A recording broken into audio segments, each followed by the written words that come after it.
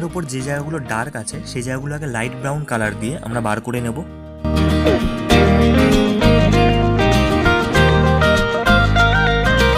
তারপর যে main skin কালারটা আছে সেটা ইউজ করে সেগুলো একদম মিক্সড করে দেবো।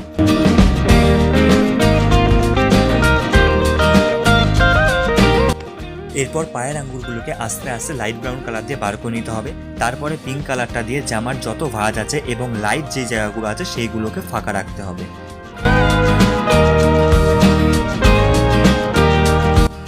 লাইট আর ডার্কের জায়গাগুলো ভালো করে বুঝতে হবে, যে জায়গাগুলো লাইট আছে সেই জায়গাগুলো লাইট রাখতে হবে।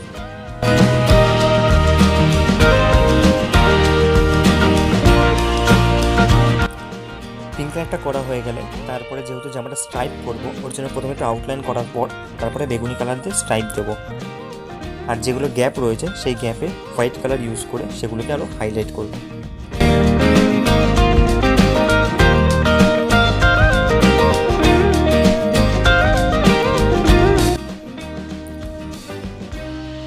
ওপর ঠিক যেভাবে করেছিলাম ঠিক একইভাবে করতে হবে। পিঙ্ক কালারটা প্রথমে করে নেবো, তারপরে যেহেতু স্ট্রাইপ করেছিলাম আগেও ঠিক তেমনভাবেই প্রথমে স্ট্রাইপ করে নেবো, তারপরে হোয়াইট কালার দিয়ে সেগুলোকে প্রমিনেন্টভাবে বোঝাবো।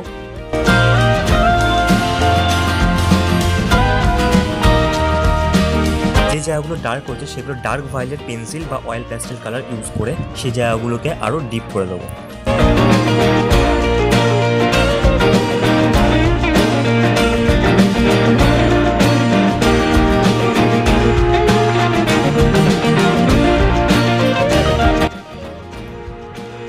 প্রথমে ডিপ ইয়েলো যে কালারটা রয়েছে সেই কালারটা দিয়ে পুরোটা ভালো করে শার্টটা ভরার পর তারপরে হালকা হালকা করে যে ইয়েলো অকার কালারটা বা ডার্ক ব্রাউন কালারটা সেটা দিয়ে যে জামার ভাঁজগুলো আছে সেগুলোকে বার করে নেবো।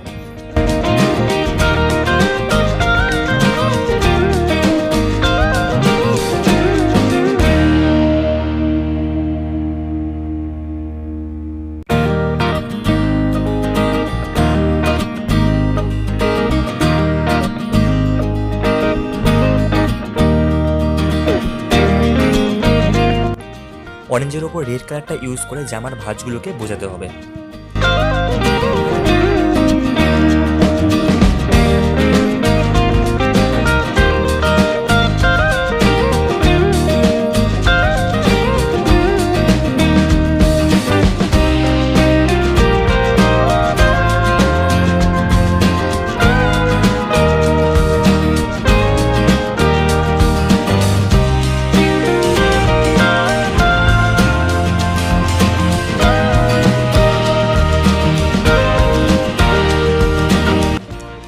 পুরো ফার্স্ট টোনটা কমপ্লিট হওয়ার পর তারপরে গ্লাস মার্কিং পেন্সিল বা normally oil pastel black colour দিয়ে ইউজ করে সেই ডার্ক জায়গাগুলোকে বা বর্ডারগুলোকে ভালো করে করতে হবে।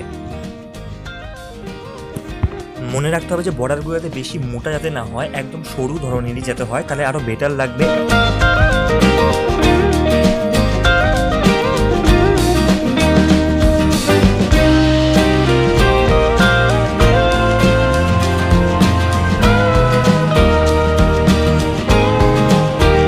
এরপর লাইট গ্রিন কালারটা দিয়ে পর্দার কালারটা কমপ্লিট করে নিতে হবে পুরোটা।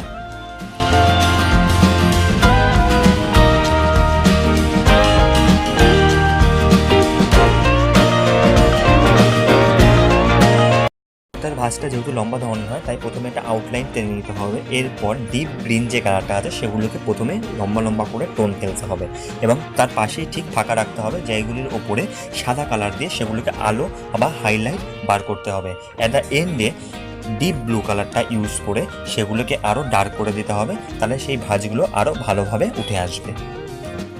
এরপর নিচেতে যে ফটো ফ্রেমটা রয়েছে সেটা আগে কালো কালার দিয়ে বর্ডার টেনে তারপরে ইয়েলো আকার যে কালারটা রয়েছে সেটাকে দিয়ে পুরোটা ফিল আপ করা হবে। এরপর স্কাই কালার ইউজ করে একদম লাইট টোন ফেলতে হবে। তারপর ডিপ ব্লু দিয়ে সেগুলোকে আস্তে আস্তে ডার্ক করতে হবে।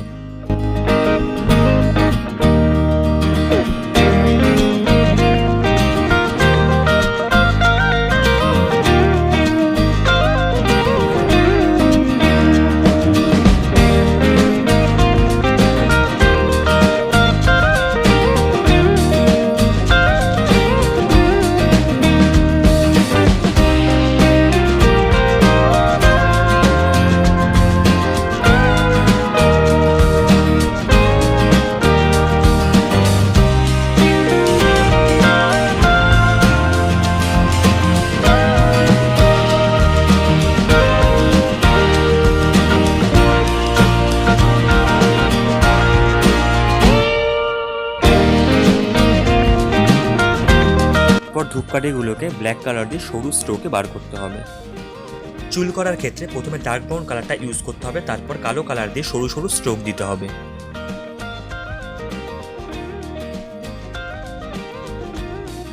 পর্দায় শেড দেওয়ার আগে কিছু কিছু জায়গা ফাঁকা রেখে দিতে হবে।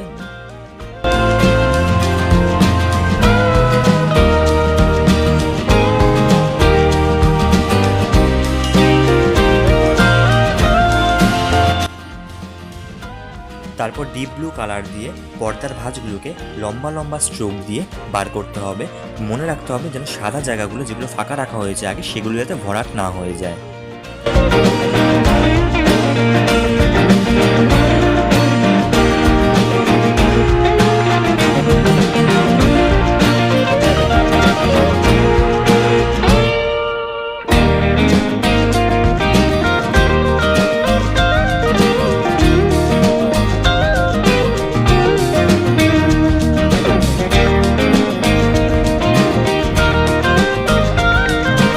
সবার শেষে ব্ল্যাক কালারটা ইউজ করে সেগুলোকে আরও হাইলাইট করে তুলতে হবে।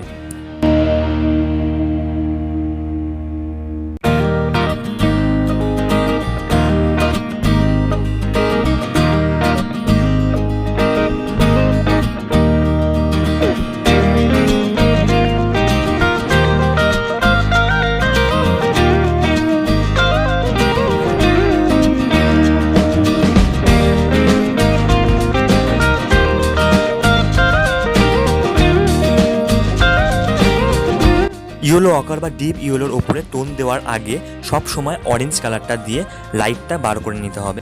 তারপর যে জায়গাগুলোতে শ্যাডো পড়েছে সেই জায়গাগুলো ডার্ক ব্রাউন কালারটা ইউজ করতে হবে।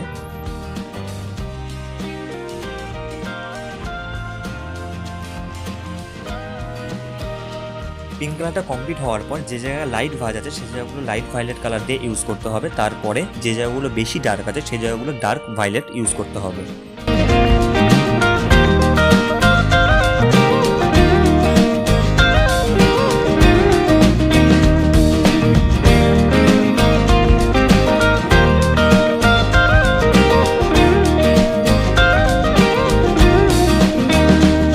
বাড়ির দেওয়ালে ইট দেখাতে চাইলে প্রথমে অরেঞ্জ কালারটা করার পর তারপরে লাইট ব্রাউন কালারটা দিয়ে ইট দেখানো যেতে পারে।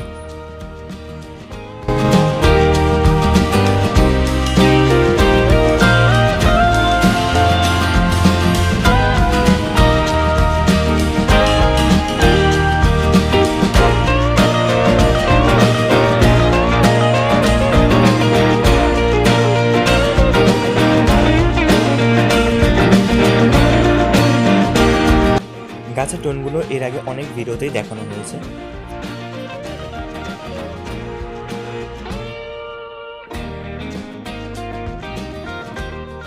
ল্যান্ডগুলো করবার সময় মনে রাখতে হবে নিচের দিকে বেশি ডার্ক হবে, যদি ডার্ক ব্লু যদি দিতে চাও তাহলে নিচের দিকেই দিতে হবে।